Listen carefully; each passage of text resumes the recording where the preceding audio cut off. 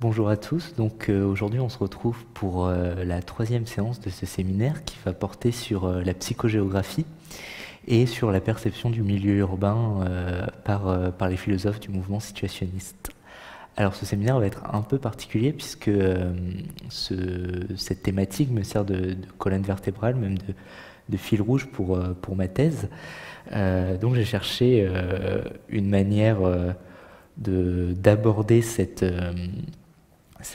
thématique, et la première qui m'est venue était celle de la perception, et comment la perception donc s'inscrivait dans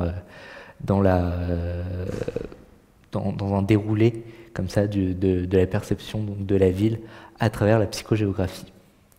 Et pour problématiser ce sujet, il y aurait eu aussi différentes entrées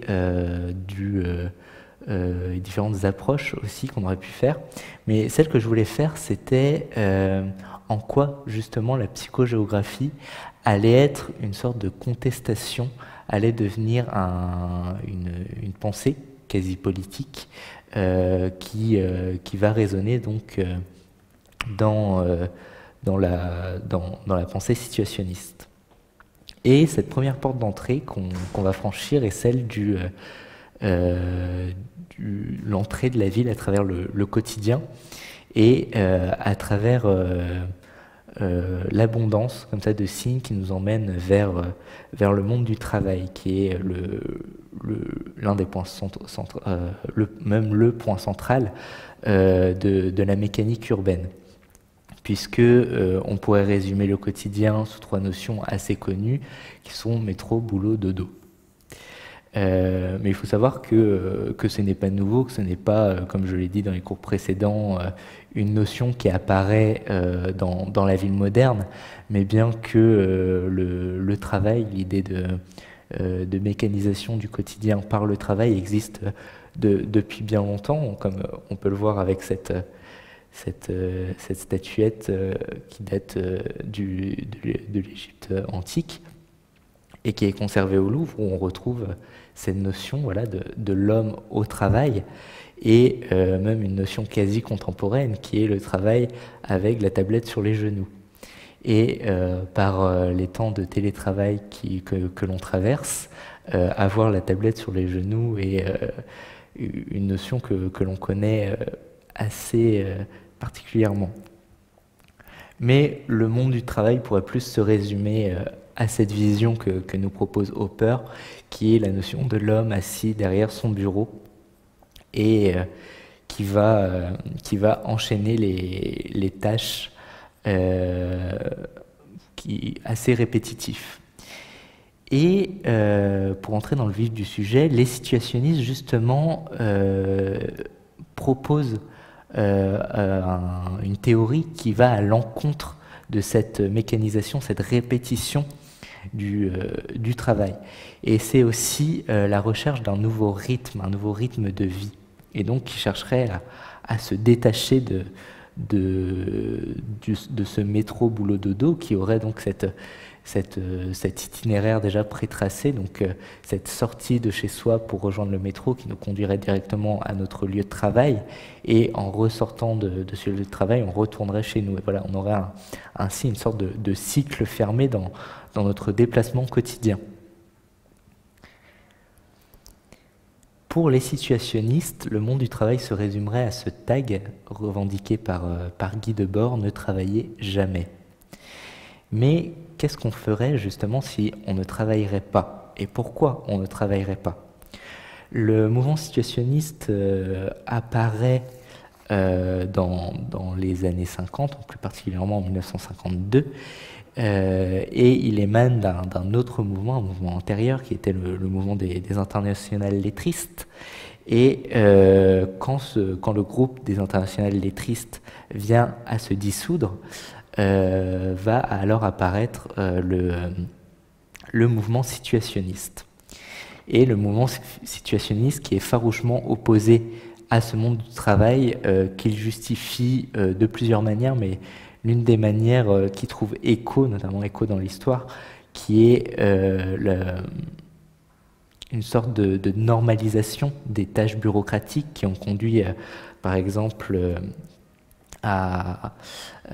aux déportations, et justement on peut faire le lien par exemple avec le procès d'Eichmann à Jérusalem et la banalité du mal d'Hannah Arendt, où Eichmann justement va se justifier des horreurs qu'il a commis pendant la Seconde Guerre mondiale par les tâches de bureau qu'il avait, et qu'il ne pouvait pas se rendre compte en fait de ce qu'il était en train de faire, tellement que ces tâches bureaucratiques venaient à se répéter justement. Donc ne travaillez jamais, c'est ce que nous dit Guy Debord. Alors voici les figures emblématiques du mouvement situationniste. La première, alors Isidore Isou, qui était l'un des fondateurs du mouvement lettriste, dont je parlais tout à l'heure, et qui sera en fait à l'origine justement de cette rupture qui va se créer entre les deux mouvements. Et cette dislocation va prendre une forme assez étrange, qui est en fait une réaction face à la réception de l'acteur Charlie Chaplin par le préfet de police de Paris. Et d'un côté, les futurs situationnistes dont Guy Debord étaient contre cette réception, puisque le fait que le préfet de police de Paris reçoit Charlie Chaplin, puisqu'il voyait dans les films de Charlie Chaplin une sorte d'endormissement comme ça du spectateur, et non pas un quasi-activisme que les futurs internationaux situationnistes chercheront. Et peu de temps après leur manifestation de leur mécontentement, Isidore Isou fera un communiqué qui va démentir en fait l'implication des lettristes dans cette protestation. Guy Debord donc sera la figure de proue du mouvement situationniste, et il est notamment connu pour son livre La société du spectacle, et cette phrase assez célèbre qu'il prononcera, qui est « Moi seul peux échapper à l'hallucination du spectacle ». En soi, le monde du spectacle que Guy Debord décrit dans son livre, c'est, on peut utiliser l'image du spectateur au cinéma, un spectateur assis, un spectateur passif, qui va non pas subir, mais vivre d'une manière assez éloignée le film qui est en train de se dérouler sous ses yeux. Pour Guy Debord, il faut être spectateur de ce film et avoir une implication directe dans les faits qui se passent, une sorte de mise en scène de soi. Et donc, ils baptiseront ce nouveau mouvement philosophique les situationnistes. Et donc, la notion de situation qu'ils revendiquent et qu'ils mettent en avant serait pour eux, tout en gardant cette idée d'être acteur de sa vie, serait une suite d'événements de la vie quotidienne qui posent et qui pourrait aussi devenir un geste global et même devenir un comportement qui se manifesterait par des rencontres, mais aussi par des manières d'être et des manières d'exister au monde. Et ce serait se rendre unique aussi. Et en soi, ce geste deviendrait une sorte de qualité poétique dans la vie de la personne qui vivrait cette situation. Debord n'est pas le premier à poser ces bases de la notion de situation, puisque on pourrait aussi assimiler cette parenté à Jean-Paul Sartre.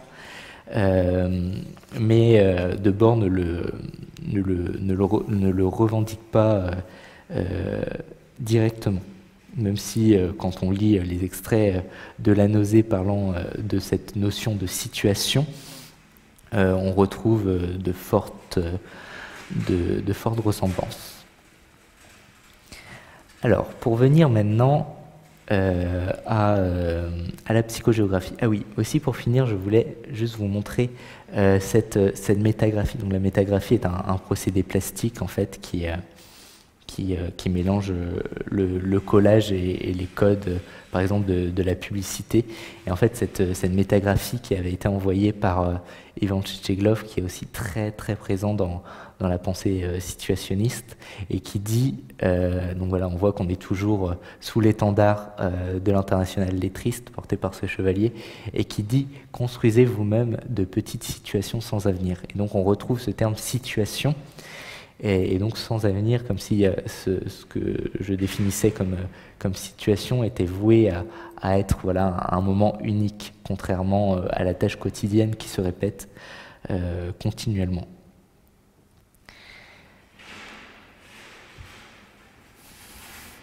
Alors, du coup, la perception de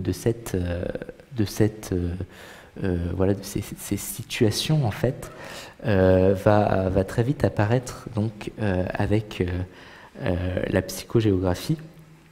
Et l'un des points qui me semble marquant dans cette histoire de la psychogéographie serait peut-être cette carte en fait, qui a été réalisée en 1957 par Debord et qui retrace justement une de ces, ce qu'on verra plus tard, ce qu'il appelle dérives psychogéographiques. D'ailleurs, vous pouvez voir le titre de la carte, Guide psychogéographique de Paris, avec pour sous-titre Discours sur les passions de l'amour. Et donc, cette psychogéographie veut proposer une forme de vie alternative, et qui serait donc une autre manière de vivre le milieu urbain.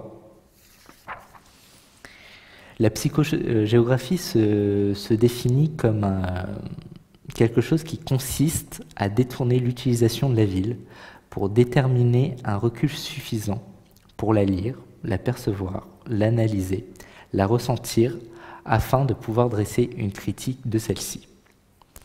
Donc on voit qu'il y a une démarche politique derrière leur action, puisque le but en fait de cette perception de l'urbanisme est de dresser une critique de celle-ci. Et pour dresser cette critique, ils vont inventer un outil. Cet outil est la dérive.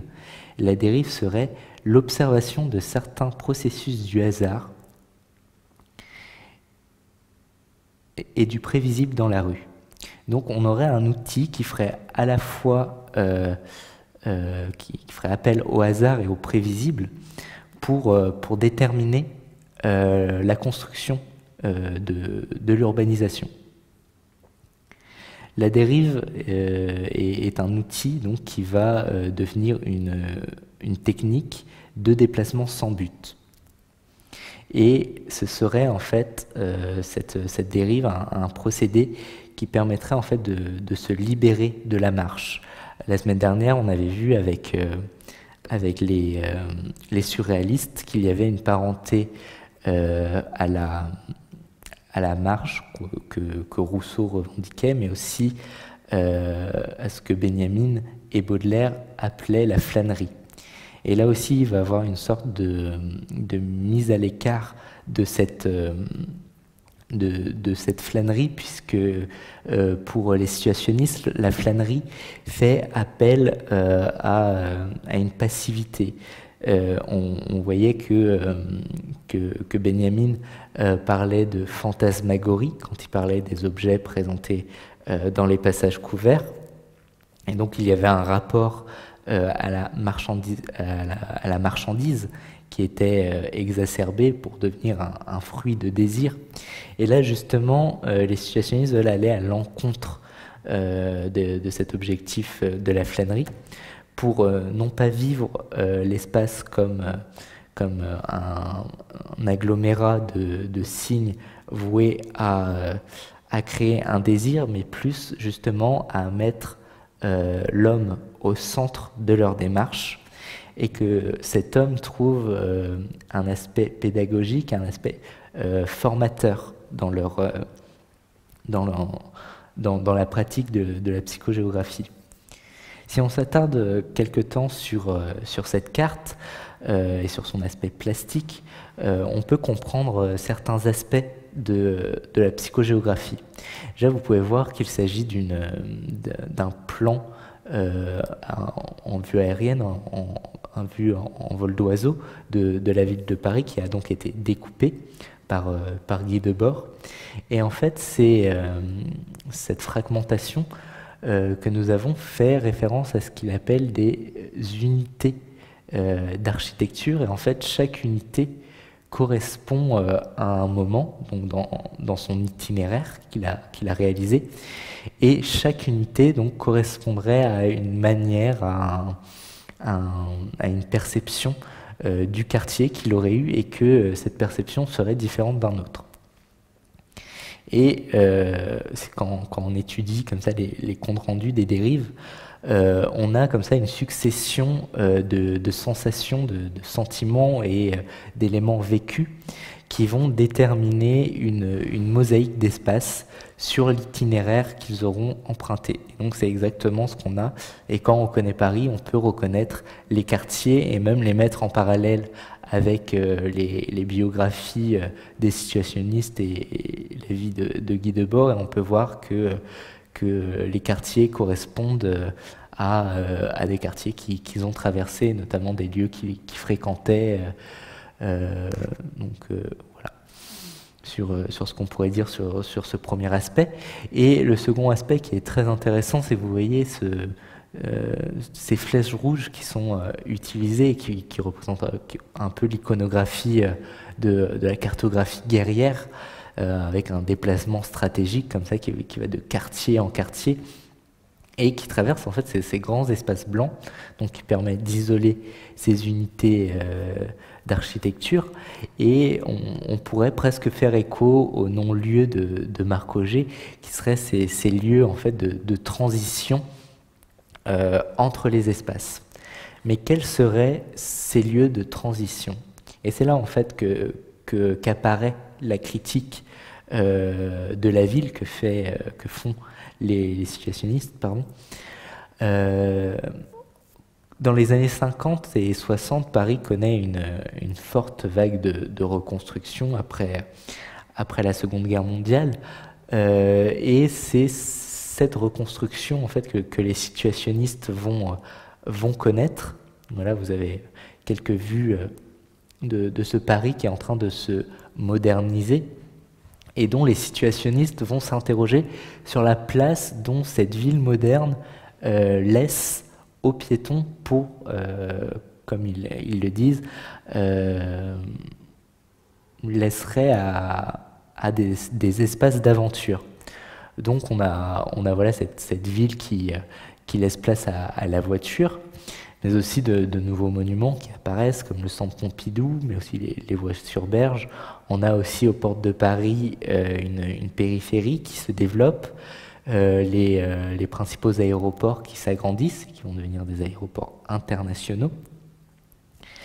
Et c'est la disparition aussi d'anciens quartiers de Paris que les situationnistes ont connus d'avant-guerre, et dont les artistes surréalistes ont pu parler, comme on a pu voir avec Aragon dans Le Paysan de Paris, et Breton avec Nadja. On avait un Paris historique qui laissait place à des aventures.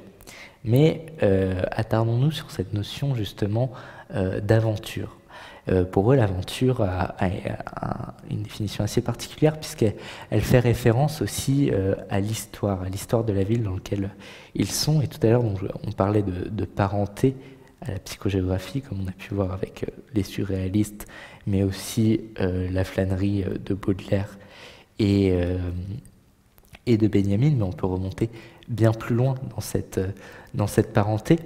Et notamment, moi, ce que je détermine un peu comme la première œuvre psychogéographique, qui serait les Confessions d'un mangeur d'opium anglais de Thomas de Quincey, qui a été publié en 1822, et qui raconte justement les confessions d'un homme qui va revenir sur la ville qu'il a connue étant enfant, et il va y avoir une superposition des couches narratives. Donc on va avoir plusieurs strates qui vont apparaître. On va avoir l'histoire de la ville qui va en quelque sorte ressurgir en fait comme un fantasme, plus comme une hallucination ici.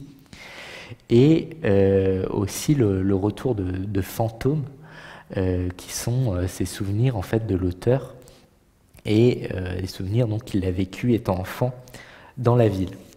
Avec les situationnistes, c'est exactement la même chose qui va se produire. On a comme ça un retour en fait de l'histoire, pas un retour, peut-être quelque chose qui va même ressurgir et qui va donc apparaître et qui va prendre tout son intérêt dans la perception justement de la ville.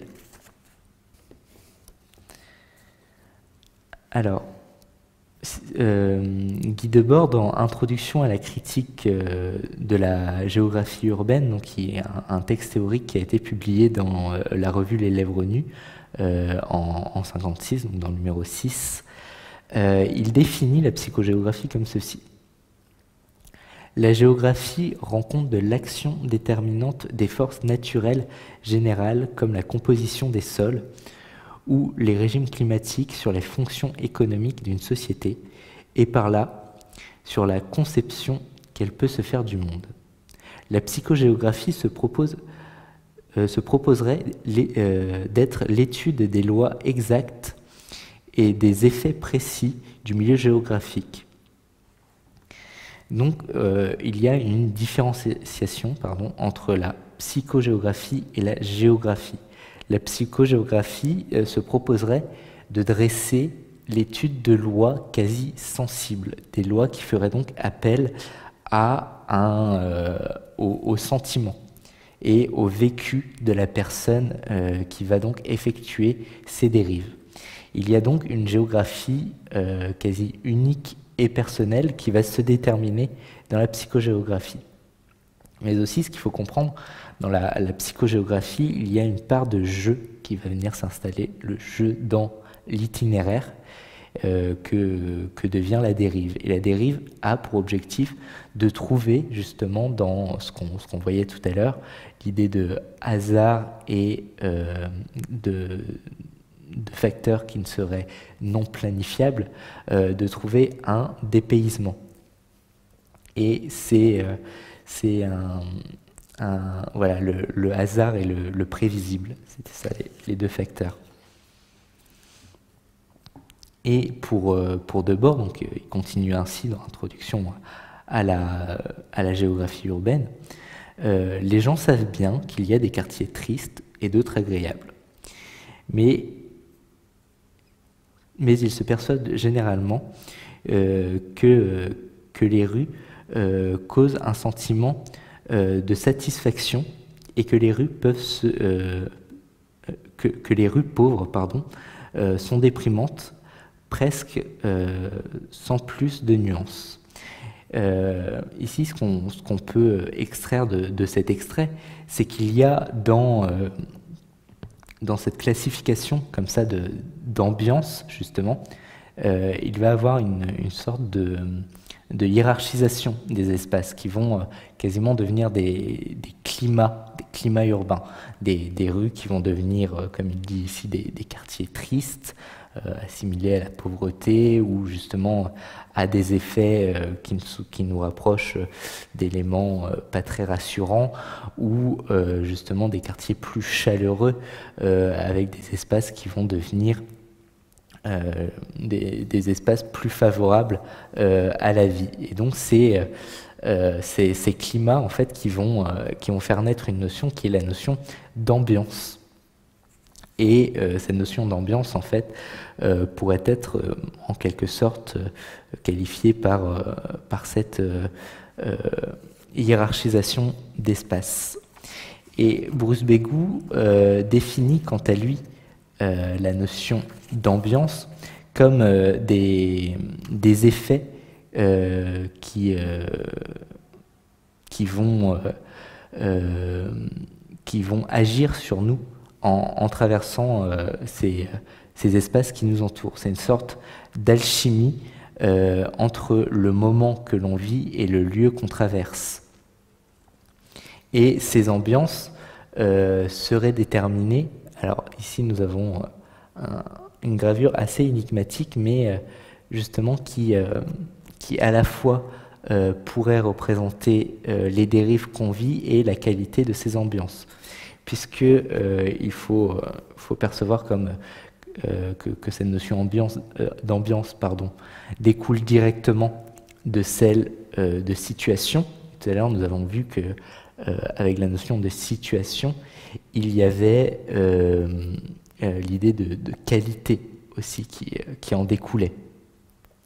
Et ici, vous pouvez voir sur ce dessin en fait qui représente, donc vous avez au sommet une sorte de réservoir contenant des billes, et tout du long en fait des chemins qui seraient délimités par ces clous. Et en bas, vous avez ces tubes qui viennent récolter ces billes. Et vous voyez que la plupart du temps, la bille donc, part du haut pour descendre directement en bas, d'une ligne droite. Vous pouvez voir qu'il y a un amoncellement important dans les tubes centraux, les tubes donc, qui reçoivent directement les billes. Et sur les côtés, vous pouvez voir que le nombre de billes se réduit. Et en fait, de ce schéma, il y a l'idée de détour qui rentre en compte, et le détour justement serait cette manière de vivre une dérive qui aurait une meilleure qualité, et cette qualité justement se vit par le fait qu'elle soit unique, et donc moins de personnes auront vécu ce détour que vous avez vécu durant votre dérive, plus cette dérive aura une qualité importante. J'espère être clair.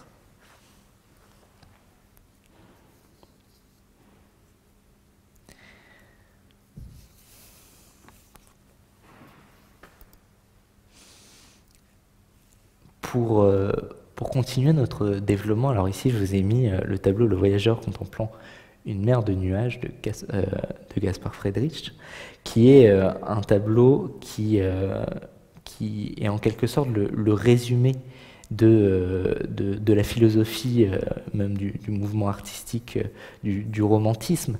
Et alors on pourrait se poser la question que vient faire le romantisme ici, mais il y a une parenté qui se crée aussi avec les situationnistes qui se revendiquent clairement de ce mouvement, et notamment de l'idée que le romantisme se faisait de la modernité et du rapport aussi à son environnement.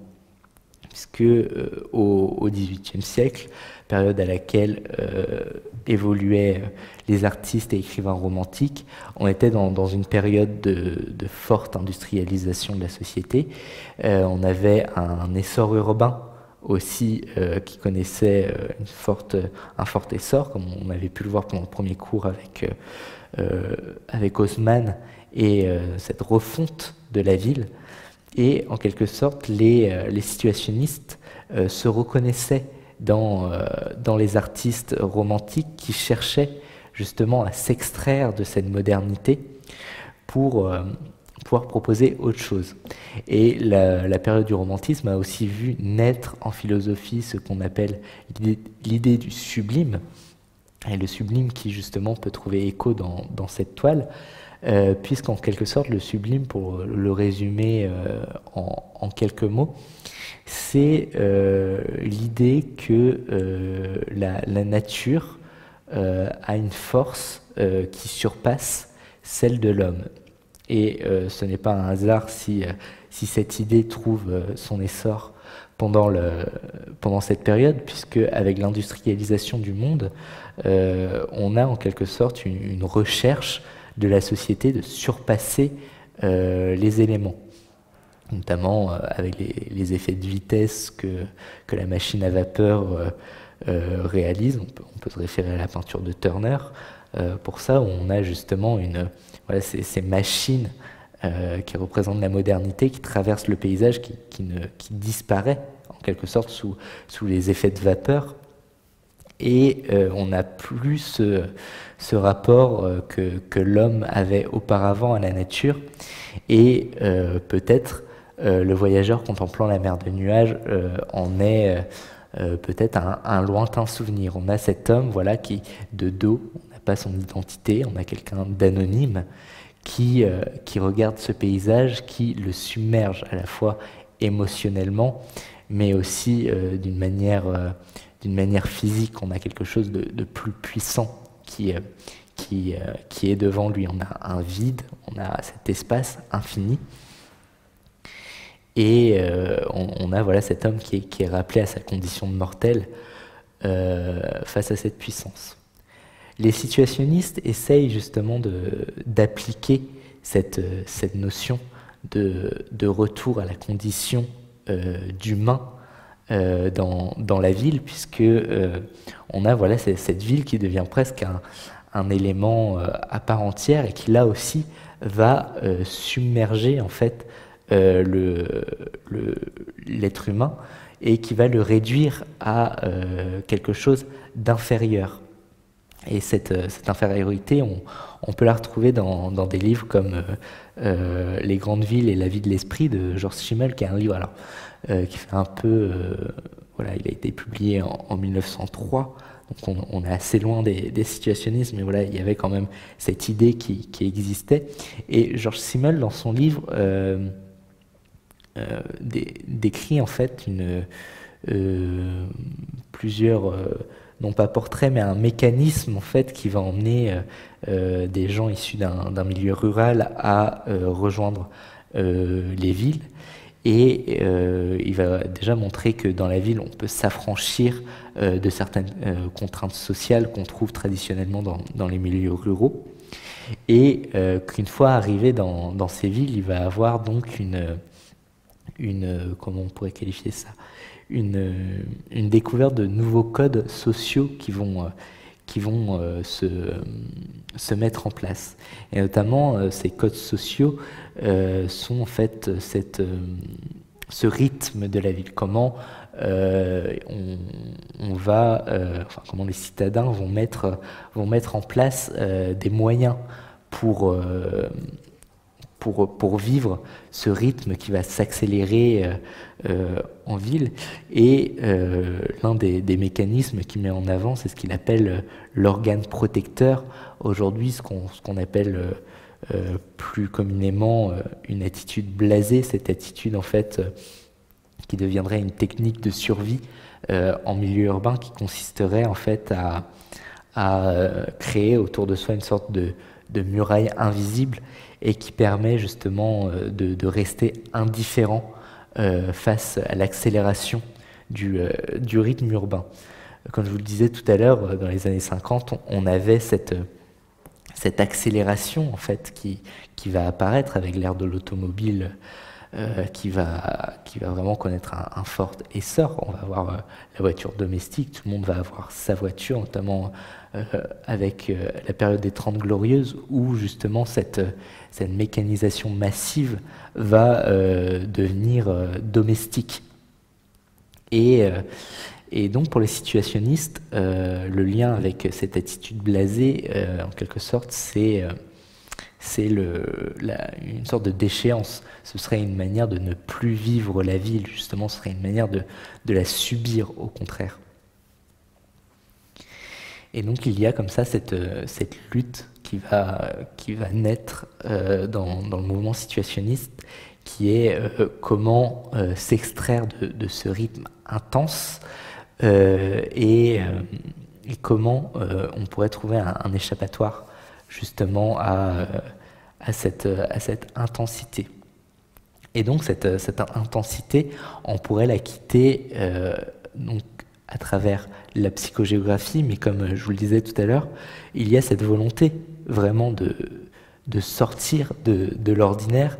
Et à ce moment-là de mon exposé, il y a un lien particulier que j'aime beaucoup faire, qui est l'idée de l'infraordinaire qui nous est proposé par Pérec, donc un peu plus tard que la psychogéographie des situationnistes, qui serait justement cette extraction de l'ordinaire qui viendrait pour emprunter un terme péréclien, en épuisant justement l'ordinaire.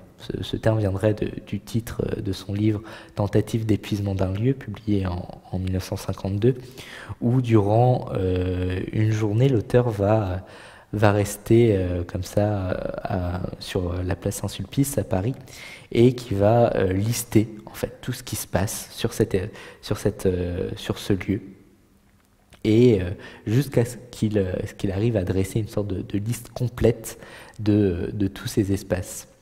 Et l'infraordinaire, pour Pérec, serait justement cette porte d'entrée qui se glisserait de manière assez subtile dans cette vie quotidienne, et qui s'attacherait à de petits éléments que ces protagonistes dans ces livres vont essayer de chercher comme ça, pour non plus subir le quotidien, mais voilà, sortir pour faire en quelque sorte que la vie devienne une sorte d'œuvre d'art à part entière, et justement trouve une qualité unique, comme le propose la psychogéographie. Alors ici, je vous ai mis un travail plastique du photographe Ed Ruscha, qui est une série de photographies qu'il a réalisées pour le livre Parking Lost, qui est un livre qui regroupe des photos, des vues aériennes de parking. Donc on retrouve comme ça, comme sur le guide psychogéographique que Debord propose, une vue aérienne comme ça de cette ville, et qui ici fait un peu un pied de nez à cette ère de l'automobile en quelque sorte, puisqu'on a ces espaces justement réservés pour les voitures, qui est entièrement déserté de celle-ci. Et donc on a comme ça des espaces fantômes qui vont apparaître. Bon, la technique d'Ed Ruscha pour avoir ces photos était de survoler les parkings tôt le matin, et donc on avait comme ça ces lieux qui en quelque sorte posaient la question de l'utilisation de l'automobile, puisque donc ces parkings se situent tous à Los Angeles, et la plupart des photos qu'Ed Ruscha va réaliser seront effectuées à Los Angeles, et où on a comme ça une ville entièrement construite pour la voiture. Ici, un autre travail d'Ed Ruscha, mais cette fois-ci une peinture qu'il a réalisée. Et alors, ce qui nous intéresse ici n'est pas le message qu'il met en avant, mais plus l'arrière-plan de la toile, où on a comme ça ces avenues représentées, éclairées par des lampadaires qui représentent très bien cette géographie typique de Los Angeles, où on a ces rues très quadrillées des banlieues, notamment des banlieues pavillonnaires, où on a voilà quelque chose de très rangé en fait qui va apparaître, qui fait un peu penser au film de Spielberg, E.T., où on voit des vues aériennes comme ça de quartiers pavillonnaires de la ville, des plans assez larges, où on ne peut pas justement situer la maison du narrateur, donc la maison du petit Elliot qui abrite donc l'extraterrestre, qui est donc le point central de l'histoire. Et on a comme ça une sorte de perdition dans ces espaces de résidence. Alors ceci, je vais passer. Plus tard dans l'histoire de la pensée, on pourrait rejoindre en fait cette notion de psychogéographie avec une autre notion qui a fait date, qui est la notion d'hétérotopie, qui a été réalisée par Michel Foucault.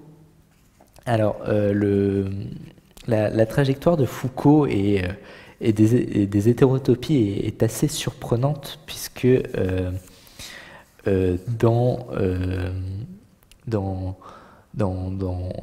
la biographie de Foucault, on a comme ça une sorte de mise en doute de l'esprit humain,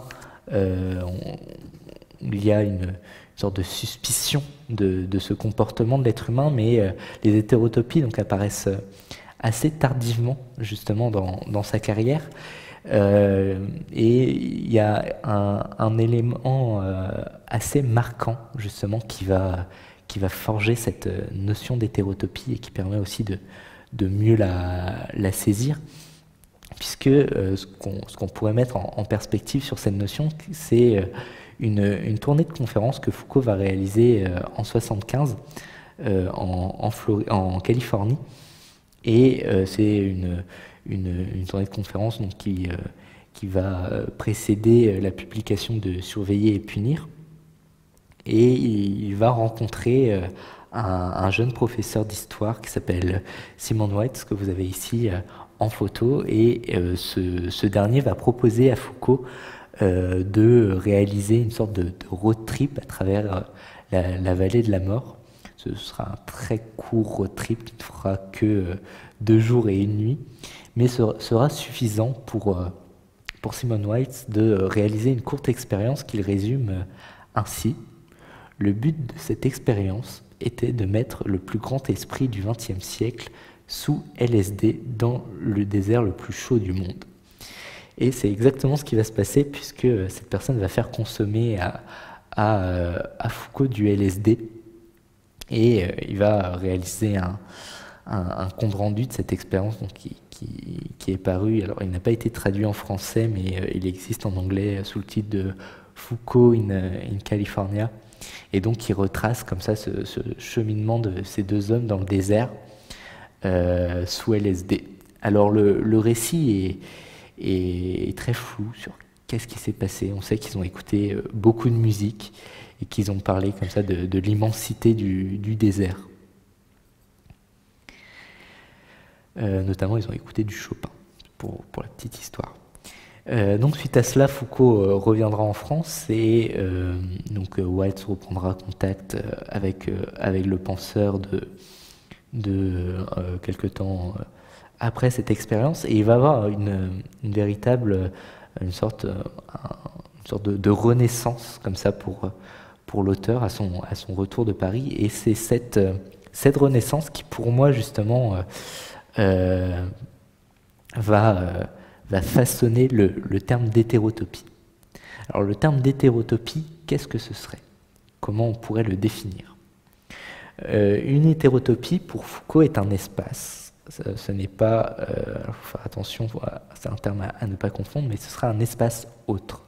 C'est-à-dire que ce serait un espace qui vivrait en connexion avec d'autres espaces, un espace qui serait par exemple dans une ville, mais une fois à l'intérieur de cet espace, il y aurait la possibilité de vivre ce que les situationnistes appelaient une aventure. Un exemple assez facile à faire, ce serait l'exemple de la maison close, par exemple.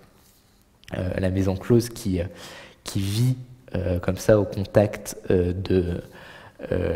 d'autres lieux dans la ville, mais une fois dans ce lieu, on a cette possibilité justement de vivre déjà à l'abri du regard des autres, en trouvant une sorte d'anonymat justement, et de vivre une aventure autre que celle qu'il y a à l'extérieur de cette hétérotopie. Pourquoi parler d'hétérotopie en lien avec la psychogéographie? Ce lien vient justement en fait de ce que serait en fait que l'aboutissement de la psychogéographie, puisque en 1952, Ivan Tchetcheglov va écrire ce qu'il appelle le formulaire pour un urbanisme nouveau. Et ce formulaire va faire appel à un besoin constant de construire de nouvelles situations. Mais ces nouvelles situations, pour lui, ne peuvent pas avoir lieu dans des villes modernes comme le deviennent des villes comme Paris. Et alors, il va avoir une rencontre. Cette rencontre, ça va être celle de l'artiste Constant, qui va mettre en image, avec Ivan Tchecheglov et Guy Debord, un espace autre, comme une hétérotopie, qui proposerait d'être une ville dédiée à la dérive. Et cette ville s'appelle la Nouvelle Babylone. Alors ce titre fait référence déjà d'un premier lieu à la tour de Babel, cet espace où toutes les langues se rencontreraient, cet espace où il y aurait un effet de rencontre, rencontre, donc notion chère aux situationnistes, mais il fait aussi référence à un film de Grigory, attention à la prononciation, Grigory Kaczynski, qui est un cinéaste russe qui va réaliser un film qui s'appelle New Babylon, et donc un film muet, et qui fait référence aux guerres franco-prussiennes, justement, et à l'insurrection du peuple de Paris, dans celle-ci.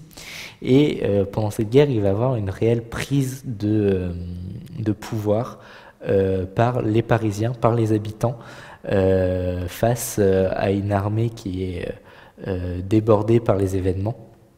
Donc, ce qui va donner des affrontements assez sanglants. Et donc, il va avoir comme ça cette inspiration pour cet événement.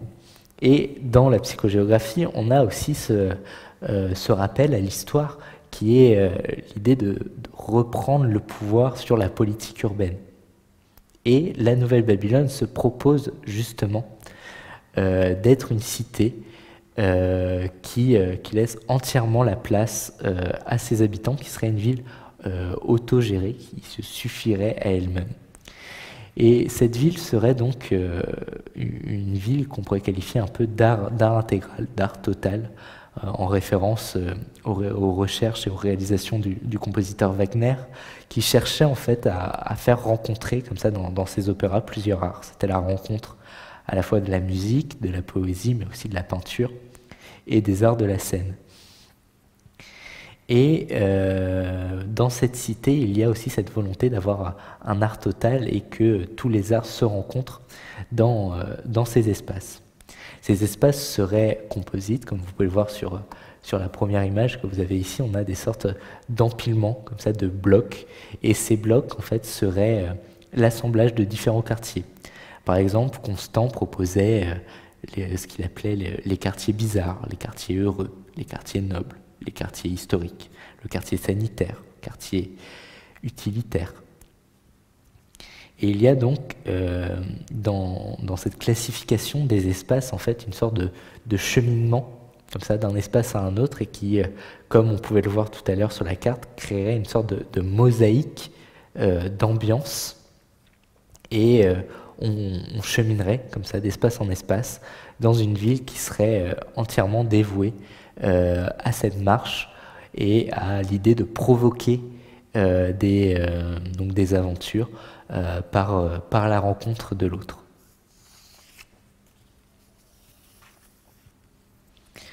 Voilà, on voit que Constant avait vraiment une production assez large sur cette Nouvelle Babylone. On peut voir qu'il a donc fait des croquis, mais aussi des plans, même des maquettes. Vous pouvez voir ici, on retrouve des cartes réalisées et on voit qu'il y a toujours cette superposition d'espaces et une sorte de cohabitation entre ces espaces.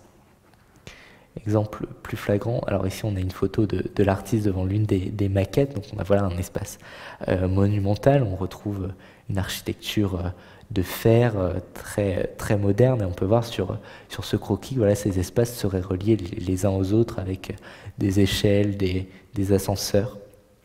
Et il y a presque l'idée de parc d'attractions, comme ça, qui fait naître une sorte d'espace pédagogique où on viendrait se former comme ça à la psychogéographie.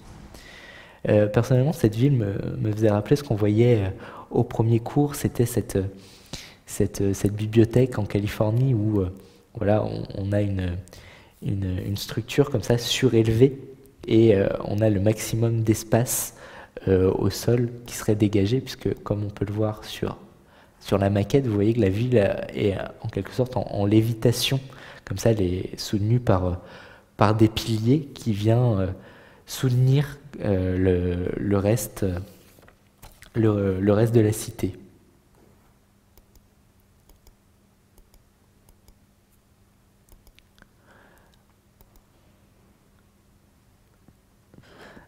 Aujourd'hui, cette idée d'architecture émotionnelle trouve encore un écho parmi certains architectes et certains urbanistes. Ici, je vous ai mis l'exemple d'un bar-restaurant japonais. Et alors, ce qui est intéressant, déjà, on peut voir l'architecture. Voilà, on a une sorte voilà, d'aileron comme ça qui sort du sol avec une architecture peu commune et qui vient proposer comme ça un nouvel élément à l'urbanisme. Mais ici, ce qui est intéressant, c'est la cohabitation avec les autres espaces, ce qui rappelle cette notion d'histoire qu'on pouvait voir tout à l'heure. Ici, vous voyez ce bâtiment délabré, plus loin nous avons des cités. Et donc on a comme ça des lieux qui viennent se poser entre les espaces et créer à la fois des passerelles visuelles, puisqu'on a cet élément plastique qui vient se poser, mais aussi des éléments plus émotionnels, puisque voilà, on a cette résonance aussi à l'histoire même du quartier. D'autres espaces, ici avec le Rolex, qui est un bâtiment. Alors, je vous invite à aller voir des vidéos sur YouTube, puisque voilà, être en mouvement dans cet espace est assez intéressant. Voilà, vous pouvez voir qu'on retrouve ces espaces au sol qui sont vierges, qui laissent une place, et avec un espace qui est donc structuré en hauteur, dans ces espaces sous forme de vagues. Et on peut voir à l'intérieur qu'il y a voilà, des superpositions d'espaces qui viennent en fait créer des rencontres, puisqu'en fait ce lieu est un emboîtement de plusieurs lieux qui est à la fois un café, une bibliothèque, un lieu de travail, mais aussi un lieu de rencontre, puisqu'on a des salons qui sont aménagés.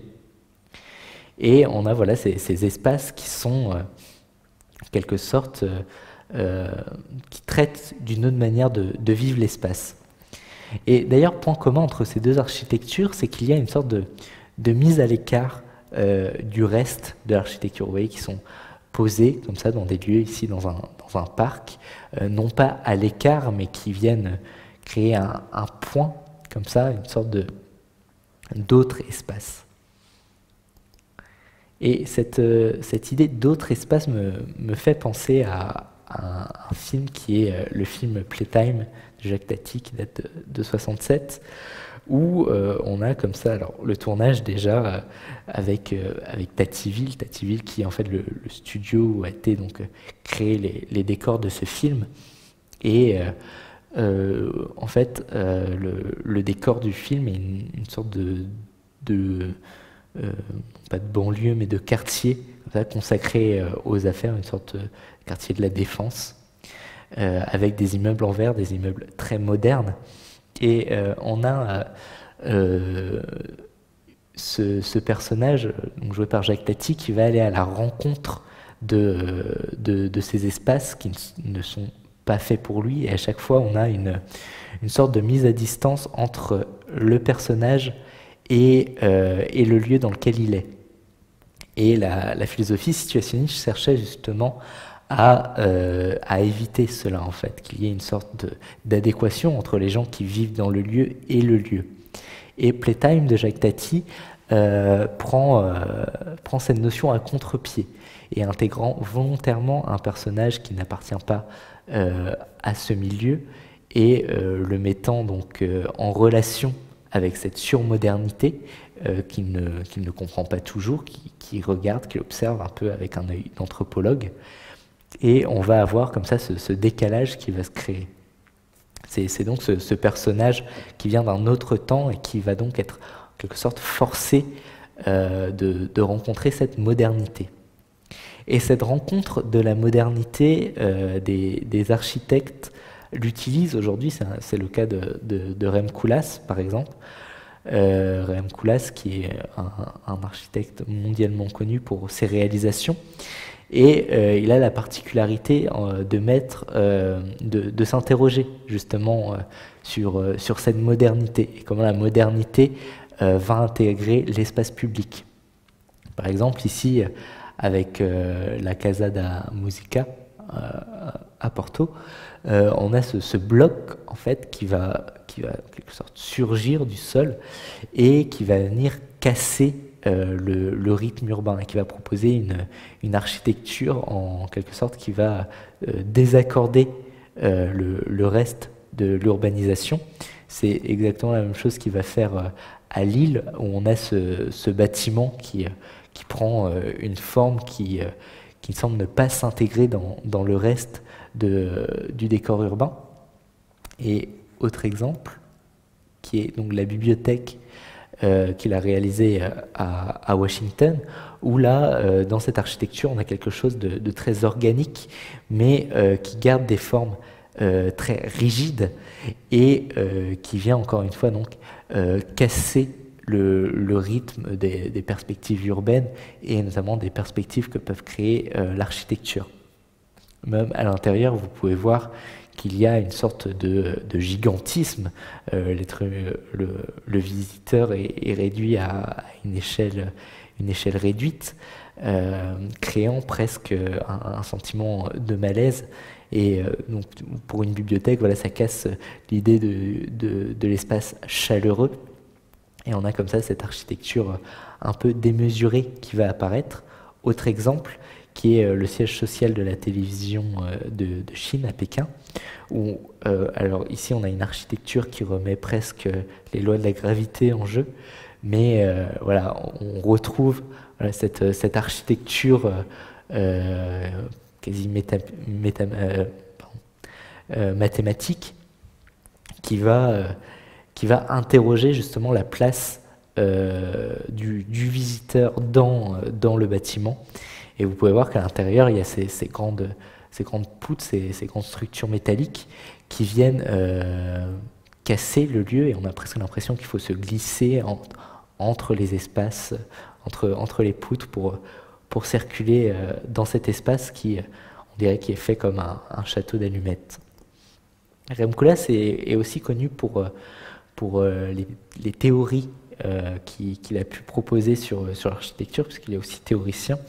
L'un de ses livres les plus connus, c'est Manhattan Délire, dont je consacrerai une partie d'un des séminaires consacrés à la ville de New York, et où dans ce livre il va venir poser la question justement de ce rapport entre le bâtiment et la manière dont on a de vivre l'espace.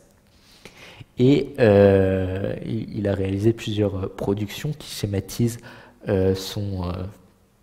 sa pensée. Et par exemple, ce schéma que je trouve assez intéressant, puisqu'il met en perspective donc, un point de départ qui serait donc l'humain et un point de sortie qui serait donc l'hyperdensité qu'on trouve dans ces villes. Et de là, vous voyez qu'il y a un cheminement. Par exemple, l'un des cheminements qui pourrait nous intéresser, qui est la sortie en partant de la case humain, qui serait la sortie ville, tracé, net, modulaire, vitesse, artificielle. Et comme ça, en suivant ces chemins donc, proposés par l'architecte, on a une mise en perspective de notions que les situationnistes connaissaient et ont vécu en direct. Cette notion qui allait donc devoir émerger de nouveaux styles architecturaux pour pouvoir vivre autrement la ville. Et ces styles architecturaux allaient donc se diviser en deux, en quelque sorte. Une manière qui serait une manière mécanique de vivre la ville, comme ici Rem Koolhaas le met en perspective avec l'architecture modulaire, ou alors une autre architecture, une architecture qui partirait peut-être de l'idée d'hétérotopie, et peut-être une éco-architecture, une architecture qui se réfléchit non pas à partir de la mécanisation, de la rentabilité d'une ville, mais une architecture qui va se réfléchir à partir de la foule des gens qui vivent dans ces villes. On avait vu dans le premier cours cet espace urbain qui est donc Canary Wharf, qui se trouve à Londres. Et Canary Wharf est clairement cet aboutissement que propose Rem Koolhaas, cette hyperdensité. Donc on a, puisque l'hyperdensité aussi peut se voir par la rencontre de différents moyens d'occuper l'espace, et on avait vu donc qu'il s'agissait des anciens quais de Londres, les anciennes docks, que Margaret Thatcher avait réhabilité pour que ce quartier qui devenait obsolète trouve un nouvel élan, et donc qui était cette construction intensive comme ça d'immeubles qui allait donc héberger des multinationales. D'ailleurs, on peut voir des logos qui émergent comme HSBC. Et donc ces espaces qui ne sont plus pensés pour le piéton, pour les humains, mais qui sont pensés pour la voiture. Je vous avais montré aussi cette installation Traffic Light Tree de Pierre Vivant, et où on a ces villes qui sont entièrement livrées aux routes. Et donc on arrive à se poser la question, qu'est-ce que ce serait qu'une ville qui prendrait le contre-pied de ces hypervilles, de ces hyperlieux que Michel Husseau théorisera et qu'on verra une prochaine fois. Et pour réfléchir à cette notion d'autres espaces, d'autres possibilités urbaines, on pourrait s'attarder aux productions du groupe Archigram. Alors Archigram, c'est un groupe d'architectes et d'urbanistes britanniques qui, à travers le collage, ont cherché à proposer de nouvelles formes aux villes. Et ce groupe se sont beaucoup inspirés de la littérature pulp, de la culture pop aussi, du pop art, mais aussi du graphique comics. Et donc il y avait plusieurs personnalités, dont les plus connues étaient Peter Cook, mais aussi David Green, Mike Wide, Ron Heron, et qui justement ont cherché à proposer de nouvelles structures qui étaient clairement comme vous pouvez voir, des structures quasi utopiques. On avait des villes comme ça sur pattes métalliques qui pouvaient se déplacer. Mais ces utopies, en fait, qui proposaient, ou peut-être dystopies,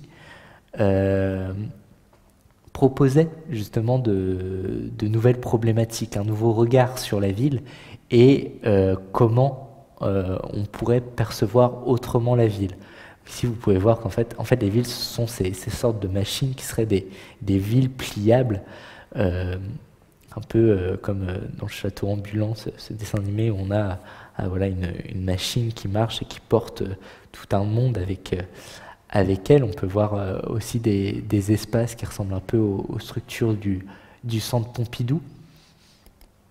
Autre exemple, ils pensaient à des espaces flottants comme ça, suspendus avec des ballons qui portaient des écrans ou des images qui venaient donc créer un nouveau décor, un décor quasi céleste avec des projecteurs. On a ce chemin côtier qui prend une autre forme, par exemple avec ces chapiteaux là aussi suspendus qui venaient recouvrir des espaces, et même des espaces quasi proches des vues qu'on pourra trouver plus tard à Las Vegas, où la ville devient quasiment, comme on le voyait tout à l'heure, une sorte de parc d'attractions, une sorte d'espace très coloré, très animé, presque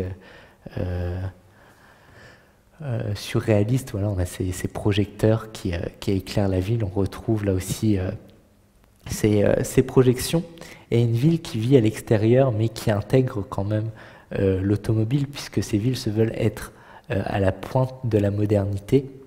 Et donc on a voilà, comme ça une ville quasi surchargée, mais où l'être humain est en première place en fait pour évoluer dans ces espaces.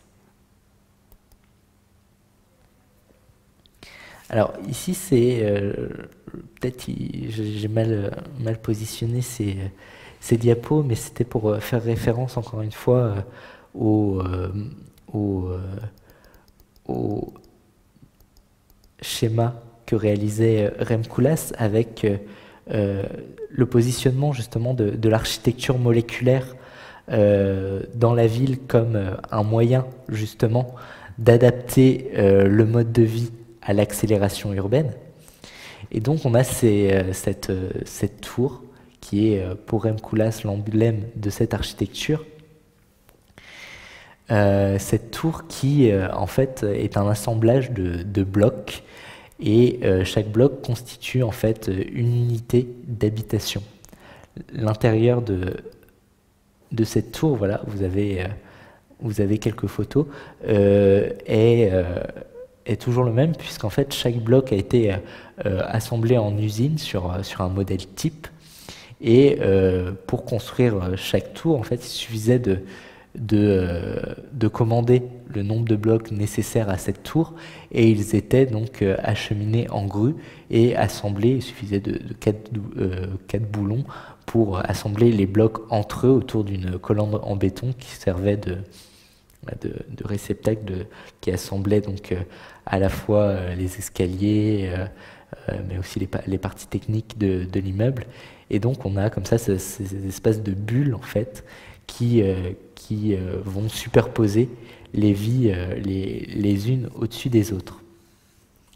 Un autre artiste qui a pensé voilà, ces autres villes, qui est Yona Friedman, qui propose dans ses architectures imaginaires une ville qui serait un peu à l'image de la Nouvelle Babylone, une superposition comme ça au-dessus d'un autre espace, comme ça on pourrait superposer les villes les unes au-dessus des autres pour gagner de la place, et qui propose comme ça un négatif de la ville. Donc vous pouvez voir qu'on retrouve, comme dans la Nouvelle Babylone, des espaces comme ça reliés les uns aux autres, ou même des ponts qui deviennent des agglomérats, qui deviennent donc des agglomérats d'habitation.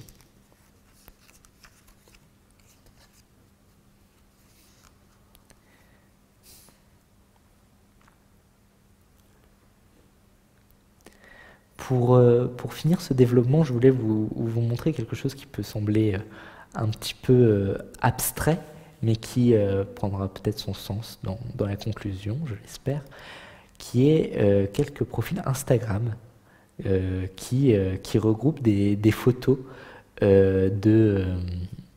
d'architecture brutaliste, puisque, comme je vous le disais tout à l'heure, les situationnistes étaient en opposition à cette architecture qui se faisait à la chaîne, comme on avait pu le voir dans le cours d'introduction sur ces villes qui trouvaient une mutation. Le brutalisme a été mis en place donc à la sortie de la guerre, puisqu'on y trouvait une facilité de construction, mais aussi un moindre coût. Et aussi, le brutalisme se voulait en fait un support pour effacer la mélancolie des villes qui avaient été détruites pendant la Seconde Guerre mondiale. Et donc on avait comme ça une sorte d'accélération de la construction par cette facilité de l'emploi du béton massif. Et justement ces deux profils Instagram que je voulais vous montrer mettent en perspective différentes constructions brutalistes. Et ce qui est intéressant quand on regarde ces constructions, c'est que l'on voit en fait qu'il n'y avait pas qu'un seul mode, en fait, qu'un seul modèle, et qu'il y a eu un véritable en fait une véritable mode qui s'est développée. Par exemple, ici, l'Assemblée du Bangladesh, l'Assemblée nationale, qui est entièrement construit en béton, mais qui, vous voyez, épouse quand même une nouvelle approche de l'espace. On n'a pas quelque chose de violent comme on pourrait l'avoir avec des HLM voilà, ces bâtiments construits à la chaîne. Voilà, on a quelque chose qui épouse, qui prend même de nouvelles formes dans l'architecture. Aussi, cette seconde photo de la Défense à Paris, où on a une architecture qui va émerger, qui va trouver en fait en quelque sorte son autonomie. Et en quelque sorte, je trouve que ce recensement d'images montre que non pas les situationnistes avaient tort, mais qu'il existe une autre manière de percevoir cette architecture qu'ils critiquaient, qu'ils voyaient peut-être d'un aspect néfaste. Mais voilà, on a notamment en URSS, pardon, cet emploi massif du brutalisme va vraiment faire naître un style architectural à part entière et qui va, je trouve, se mêler étroitement à la pensée situationniste et qui fait naître de nouveaux espaces, des espaces autres qui vont donner un autre aspect aux villes, qui va quasiment emprunter des formes artistiques. Par exemple, ce bâtiment que je trouve très intéressant à Moscou, cette forme de bâtiment en rond, ou encore cet autre building qui, on a l'impression, voilà, fait une sorte de jeu d'échelle en juxtaposant les bâtiments, créer une sorte d'arche comme ça qui va donner une sorte d'élancement, je trouve, aux espaces. Donc voilà, on peut percevoir cette idée, qui n'est après tout que mon opinion. Aussi, un dernier profil Instagram pour le plaisir, qui est l'un de mes préférés, qui est The Wes Anderson Planet. Alors, The Wes Anderson Planet.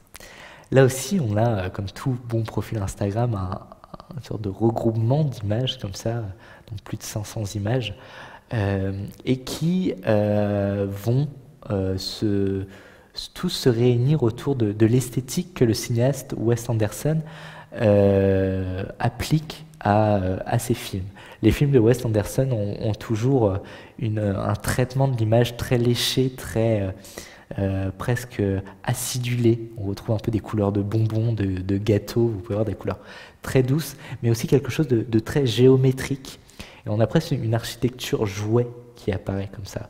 Par exemple, vous prenez la famille Tenenbaum, où ils vivent comme ça dans une maison qui, on a l'impression d'avoir une maison de poupée. Ou vous prenez, qu'est-ce qu'on pourrait prendre comme film? The Grand Budapest Hotel, mais ce sera l'exemple final, donc on va le garder un peu. On peut prendre par exemple ces films d'animation, L'île aux chiens, ou Fantastic Mr. Fox, où on a voilà, clairement une architecture de jouets en fait, qui rentre en scène.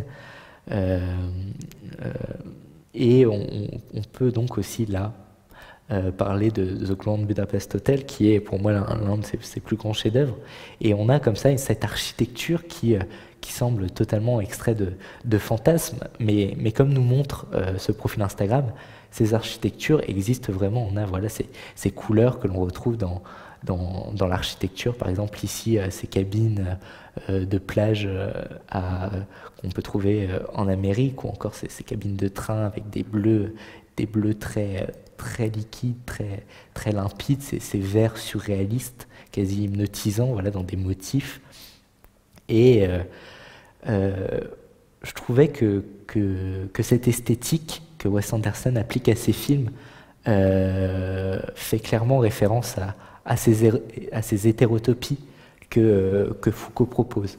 Et The Grand Budapest Hotel peut être en quelque sorte une sorte de consécration à cette hétérotopie. Il fait aussi référence, Wes Anderson revendique clairement The Grand Budapest Hotel comme un hommage à la littérature de Stefan Zweig, mais on pourrait voir aussi un hommage à Thomas Mann, et notamment à son livre La Montagne Magique, qui raconte en fait un pèlerinage dans un sanatorium dans les montagnes, voilà, où on a un hôtel comme ça surréaliste qui apparaît au milieu de nulle part, comme The Grand Budapest Hotel. Et dans cet hôtel, on a une galerie de personnages qui va apparaître. Galerie de personnages qui semblent attendre quelque chose. Attendre quoi? Cette attente, en fait, c'est une sorte d'allégorie de l'attente de la Seconde Guerre mondiale. The Grand Budapest Hotel aussi propose cette allégorie de l'attente d'un territoire en mouvement. Et que dans ce territoire en mouvement, il y a des lieux comme ça qui semblent un peu sur pause, des lieux qui proposent justement cette aventure. Et The Grand Budapest Hotel, je vous invite vraiment à le voir, parce qu'on a aussi cette idée d'aventure dans un espace clos, comme quoi il n'y a pas besoin d'aller très loin pour vivre l'aventure. Il n'y aurait donc pas besoin d'aller très loin pour vivre l'aventure. Les situationnistes l'auraient dit beaucoup mieux que moi, puisque à Paris aussi, en cherchant un peu, on pourrait trouver ces espaces où il est encore possible de vivre quelque chose d'autre. C'est marrant de parler de la psychogéographie en temps de confinement, puisque sur nos dérogations de déplacement, on nous propose des sorties à moins d'1 kilomètre autour de chez nous. Et je doutais qu'il serait possible de trouver des lieux où on pourrait encore vivre des aventures à moins d'1 kilomètre, mais des fois il suffit de chercher et de s'adonner à des contraintes, comme nous le propose la psychogéographie et la dérive. Et donc c'est peut-être en dérivant que par des temps troubles ou par des temps plus joyeux, on peut encore vivre des aventures dans un espace qui nous semble calculé, réglé pour nous faire vivre un métro boulot dodo. Et la psychogéographie, et je ne pourrais que remercier Guy Debord pour ça, nous propose justement, peut-être juste le temps d'une partie de dérive, vivre d'une autre manière la ville et les espaces qui nous entourent. Et je vous invite à votre tour à vous livrer à ces dérives. Merci.